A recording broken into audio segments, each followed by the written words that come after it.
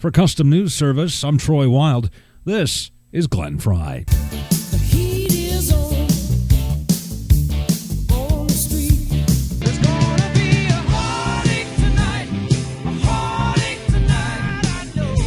There's a hole in the world tonight. There's a cloud of fear and sorrow. Glenn Lewis Frey entered the world on November 6, 1948 in Detroit. By the time he graduated high school in 1966, Frey already was active in the Detroit rock scene. Frey recalled in an interview later that his first big break came in 1968 through fellow Detroit rocker Bob Seger. He took me under his wing.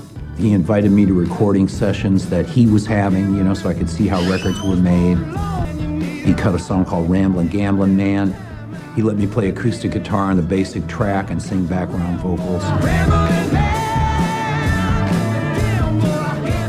Glenn Frey and Bob Seger would go on to form a lifelong friendship. Seger says Frey's talent and drive was obvious from the start. I was his mentor. He was just so young, and I liked him right away because he was so funny. He had a great sense of humor. And like me, I could see he was really ambitious. He really wanted to be on the radio. Frey adds that it was Bob Seger who first pushed him to start writing songs. Bob was the first guy that wrote his own songs and recorded them that I had ever met. He said, if you want to make it, you're going to have to write your own songs. And I said, well, what if they're bad? And he said, well, they're going to be bad. He says, you just keep writing, and eventually you write a good song. Frey left Michigan for Los Angeles, where he ended up living with Jackson Browne and becoming friends with songwriter J.D. Souther and a guy named Don Henley. That was in 1970. Frey and Henley then joined Linda Ronstadt's backup band, but soon departed to form the Eagles.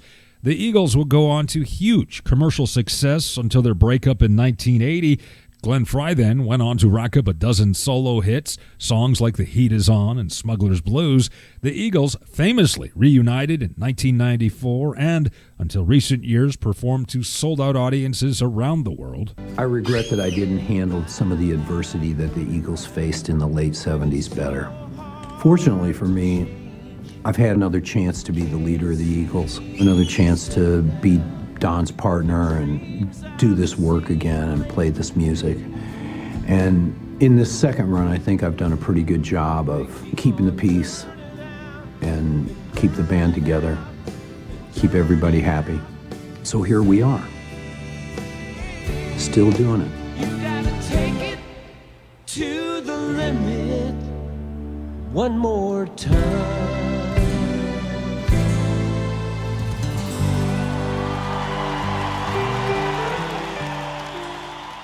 Glenn Frey left this world on Monday, January 18, 2016, following a battle with rheumatoid arthritis and other health issues. He was 67 years old.